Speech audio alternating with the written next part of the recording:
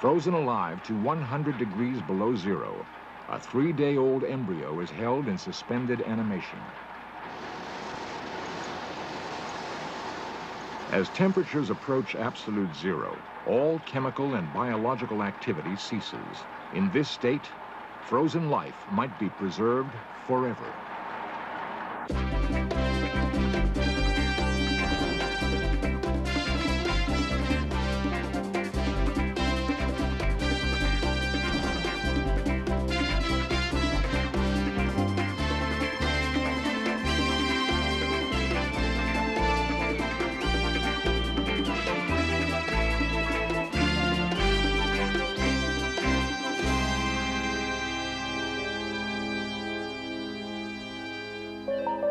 In a facility near San Francisco, 2 human bodies plus a head and a brain have been placed in cold storage. The deceased are awaiting a time when medical science can repair their fatal damage and bring them back to life.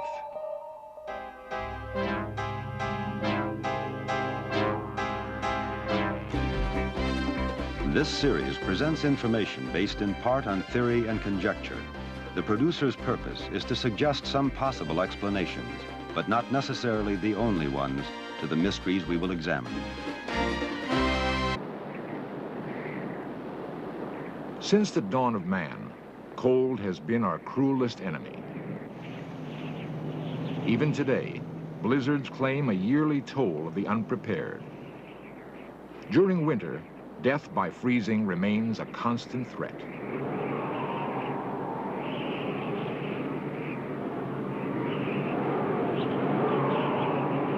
Below the freezing point of water, 0 degrees Celsius, human flesh can freeze solid.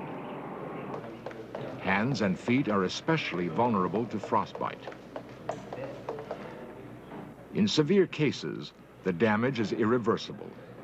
When flesh freezes, cells are usually disrupted beyond repair.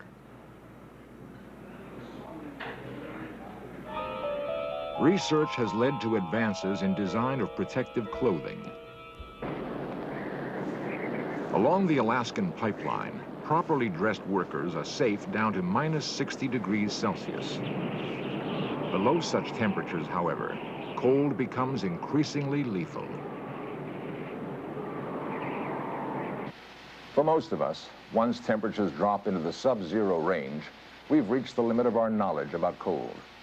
We all know that food keeps better in a refrigerator, that it lasts even longer in a freezer.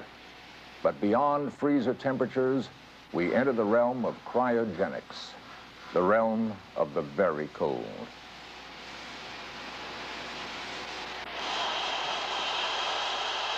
At 196 degrees below zero, nitrogen, the main ingredient of air, becomes liquid. 73 degrees further down, helium, the gas most resistant to cold, also becomes liquid. As temperatures drop still further, we approach the ultimate limit of minus 273 degrees, or absolute zero.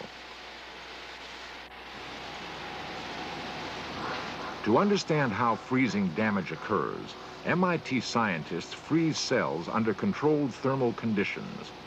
Using a special cryomicroscope, they have made films and videotapes of blood cells, embryos, and human tissue cells.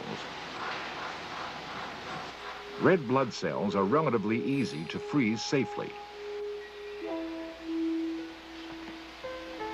With the aid of protective chemicals and moderate cooling speeds, most cells survive. If they're chilled at the correct rate, even human tissue cells sometimes survive freezing.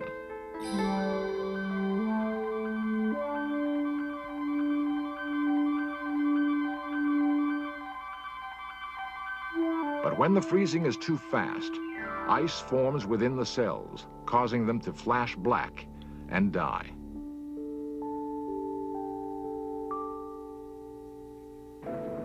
In nature, not all living things die when they are frozen.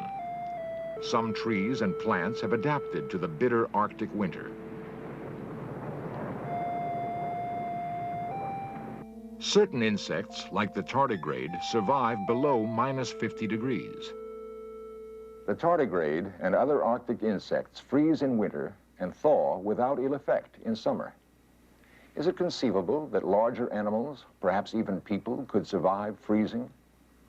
To answer this provocative question, we must first examine the state of the art of freezing the separate elements of life. At the Carnation Genetics Company in California, workers get a sample of sperm from a prize bull.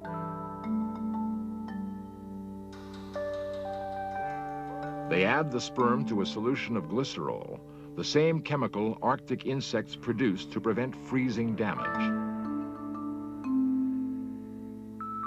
The sperm is frozen in liquid nitrogen at 196 degrees below 0 Celsius. At this low temperature, it remains in a state of suspended animation. Months or even years later, the sperm will be shipped to cattle breeders. They thaw the sperm, bringing it back to life, and use it to artificially inseminate their cows. By carefully matching bulls and cows, farmers have vastly improved production of milk and beef.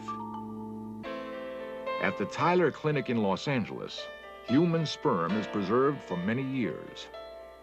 Reportedly, there have been human births from sperm kept in frozen suspended animation for over 10 years.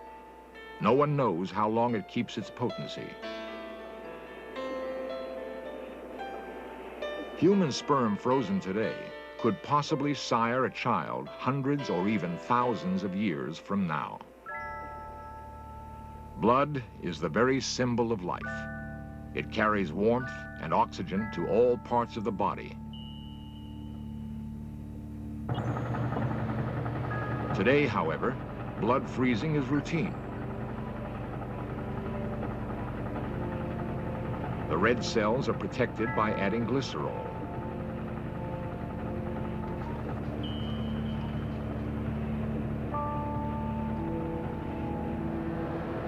Since frozen blood cells stay alive for many years, their use has greatly increased the available supply of this precious substance. The frozen blood can be thawed and the glycerol washed out in less than an hour.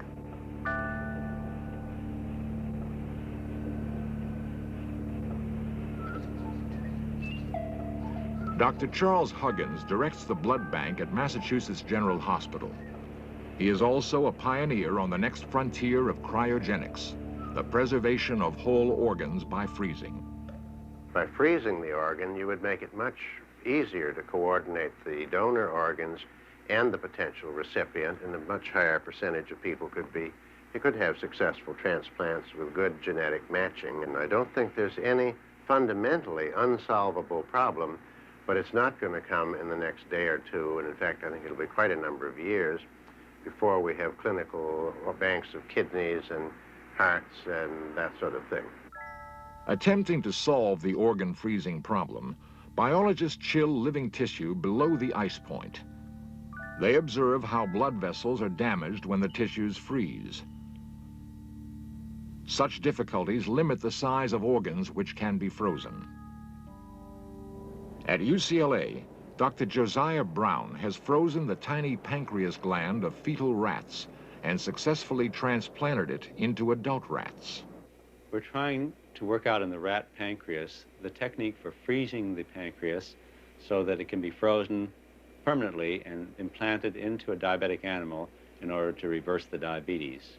Our vision, our dream, is to have a laboratory with large banks of frozen pancreases and then implant the donor organ into the diabetic human and have it function.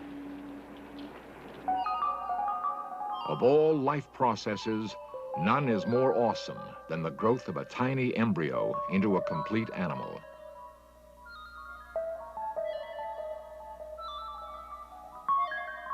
If human embryos could be frozen successfully, we could send our children on journeys into the distant future.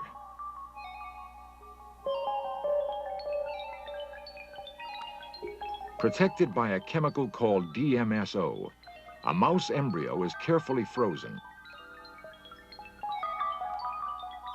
Icy fingers hold it hostage down to 100 degrees below zero, suspending all growth or change. After thawing, the embryo swells back to normal size, ready to continue its development.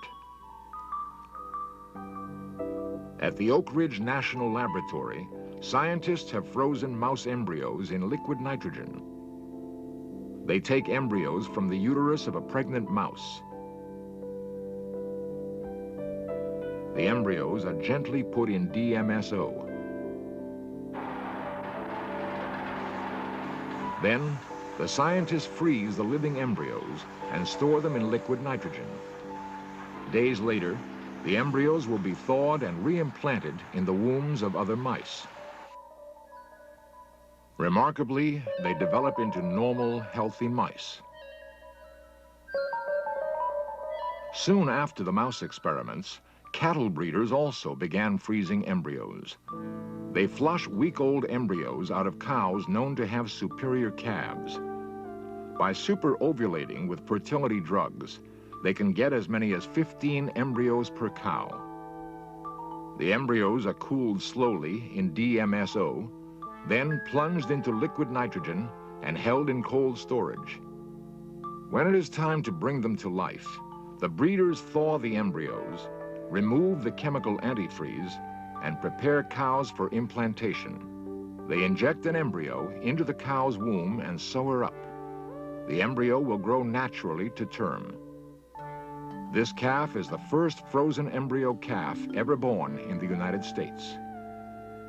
Such use of suspended animation could revolutionize the cattle industry. By selecting genetically superior parent cows and bulls, a farmer could quickly build up a champion herd. Blood cells and embryos have survived cooling to within a few degrees of absolute zero.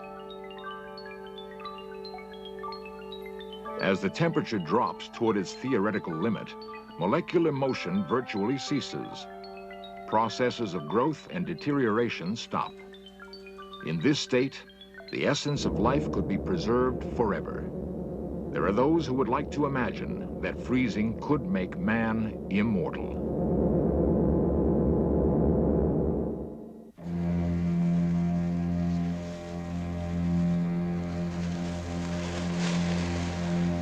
The balance of temperature within a human body is incredibly delicate.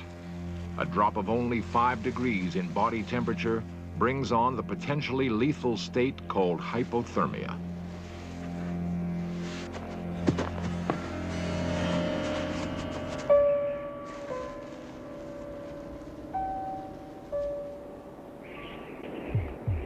Without adequate clothing, an injured skier is potentially in danger of losing her life.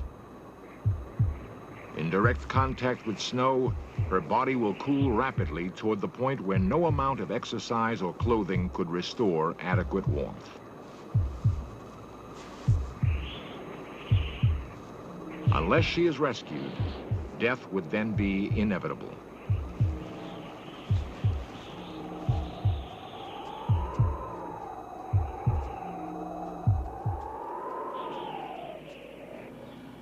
Dr. Paul Siegel is conducting experiments on hypothermia in rats. We're taking the rat down to 0 degrees centigrade. We're taking him down to the ice point and seeing how long we can stay at the ice point without breathing, without respiration. The rat's heart has stopped. Its vital signs gone. The rat is clinically dead.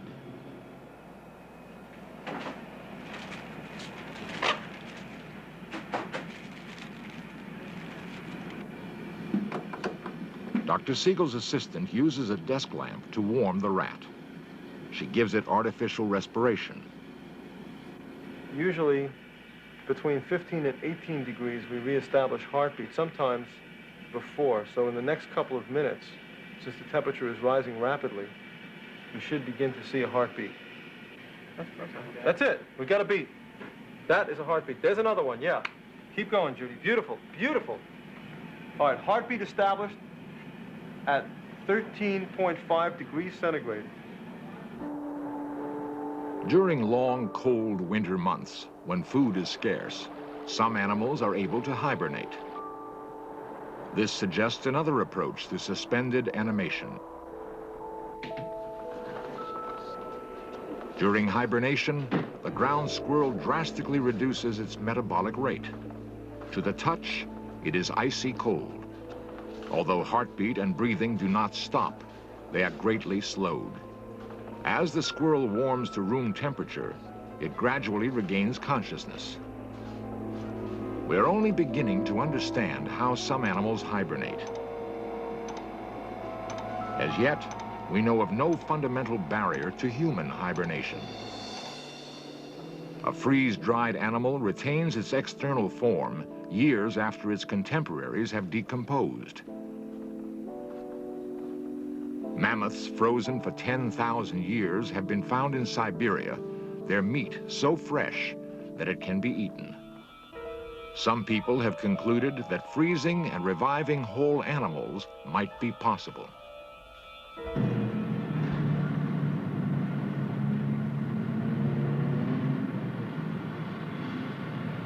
The finality of death is hard to accept. The lure of finding a window to the future is strong. In California, Art Quaife operates a cryonics suspension facility. Just placing patients into low-temperature suspension after they've been pronounced legally dead in the hope that at some future date medical science may be able to cure whatever they died of, repair any damage caused by the freezing procedure, and restore them to life. In this capsule, we have the head of a 79-year-old man who was a retired Army colonel. He died about 2 years ago of respiratory ailments and was placed in suspension by a team in Los Angeles. This capsule contains two whole-body patients. One is a 65-year-old Maryland man. Another was a 75-year-old Midwestern woman. Both of them died 4 years ago of cerebral strokes. It also contains the brain of a 15-year-old girl who was murdered in Berkeley in 1976. Super 8 films and videotapes by amateur cameramen document the original encapsulation. One of the patients arrives already frozen to dry ice temperature.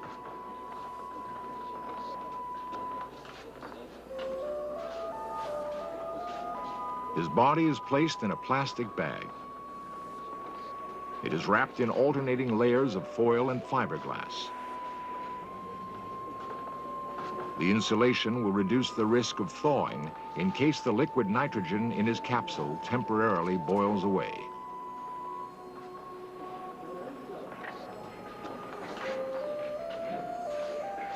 Carefully, the patient is eased into the steel capsule where he will remain until someone tries to revive him.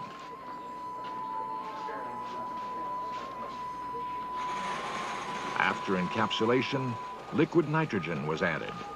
It has been replenished ever since. Has any person or animal ever been brought back, revived after having been frozen for such a long time? No human has ever been revived from the temperature of liquid nitrogen. We wouldn't know how to do that today. But there have been many successes with lower forms of life and less complicated organisms. If I were interested in cryonic suspension, what would it cost me to enroll in your program? First, you would become a suspension member of the Bay Area Cryonic Society, and that would cost you $1,000. Beyond that, you'd have to provide funding for your suspension. We recommend a minimum of $50,000 worth of funding. If I were to decide to sign up for the program, what assurance do I have that you would keep the temperature even, that you would keep me in suspension, that you would bring me back? It's basically an act of faith. Well, the procedure isn't perfected, so no, we can't give any guarantee. The only guarantee we can give you is that if you're put in a grave, you have virtually no chance of coming back. If you're frozen, you have some chance. It seems very dubious to me that we'll ever be able to successfully freeze whole humans. You have all the problems of preserving each of the separate organs of the person and the thousands of problems with that multiplied by the thousands of different organs that are in the body. I personally don't feel that this will ever come before 700 or 1,000 years from now. There is no exact count, but in the world today, there are about 20 frozen bodies waiting with a bare wisp of hope for the future. Most advocates of cryonic suspension are immortalists. They believe that medical science will eventually find a way to reverse the process of aging and extend our lives indefinitely. The more realistic chance of immortality, however, exists for the frozen embryo. For mice and calves, the technology already exists. The process will surely work for humans as well. It is believed that embryos could be kept frozen in suspended animation for generations. A woman of the future could choose her child from a frozen embryo bank. If whole body suspended animation is ultimately achieved, citizens of tomorrow could practice an intriguing new lifestyle. They would have themselves suspended before they grow old. Intending to sample life in centuries to come, they would launch themselves into the unknown. Millennia later, they would be revived, take part in life for a decade or so in a fantastic new world, and then continue their voyage into the future.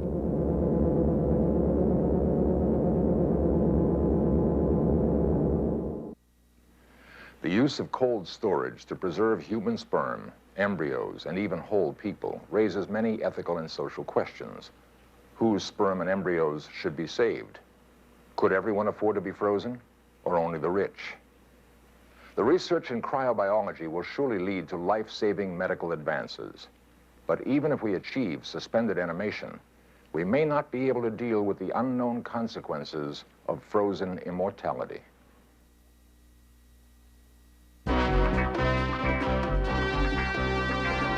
Lost civilizations, extraterrestrials, myths and monsters, missing persons, magic and witchcraft, unexplained phenomena.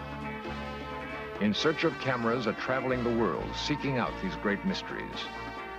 This program was the result of the work of scientists, researchers, and a group of highly skilled technicians.